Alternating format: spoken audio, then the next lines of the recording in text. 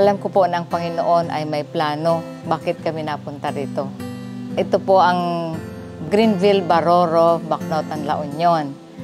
Dito po nag-umpisa ang Adventist group.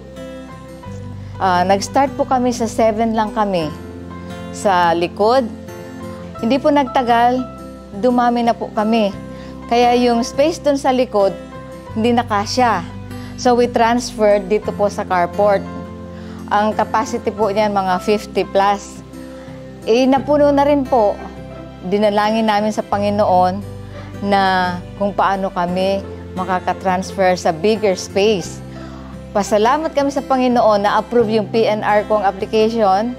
Kaya dun po kami nagtayo ng temporary Seventh-day Adventist Church. Kaya every Sabbath po dun kami sumisimba. One time po, nung na-start na po yung aming group dito every Sabbath, dito sa carport namin, Daggers Residence, ay naisipan ko po na imbitahin si Doktora. One morning, a friend of ours, Nessie Dagger, if you know her, came to the house to see my garden. After all the jokes and the chit-chats, he said, "Why don't you join us in our SDA house church?"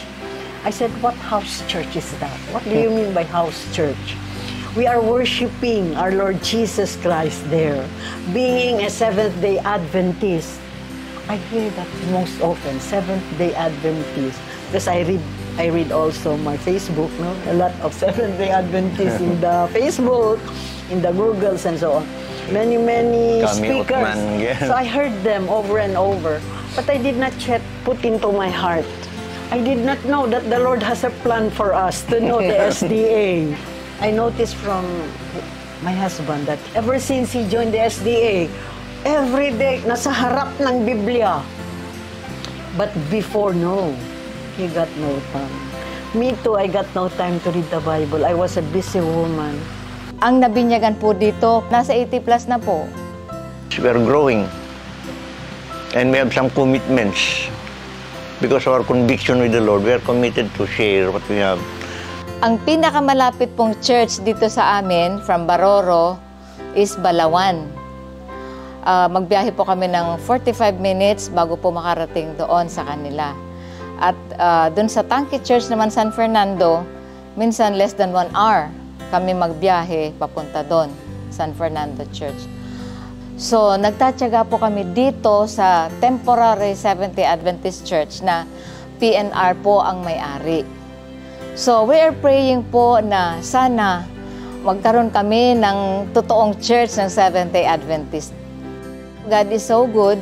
Isa po sa member ng Adventist Church dito sa Baroro na nabinyagan. Nag-donate po siya ng 200 square meters na lupa upang doon itayo ang Seventh-day Adventist Church. Kapag may plano po tayo, idadalangin natin sa Panginoon. At ang Panginoon magpo-provide ng everything. Ang lote po, more than 4 million ang halaga, pero po i-donate lang po yan. Kaya po kami hindi nawawala ng pag-asa na magkakaroon ng church dito na maitatayo ang simbahan ng Panginoon sa lalong madaling panahon dahil po God will provide everything.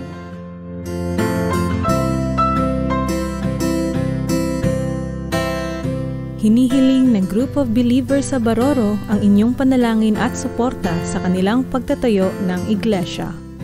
As the Lord invites, let us rise up and build.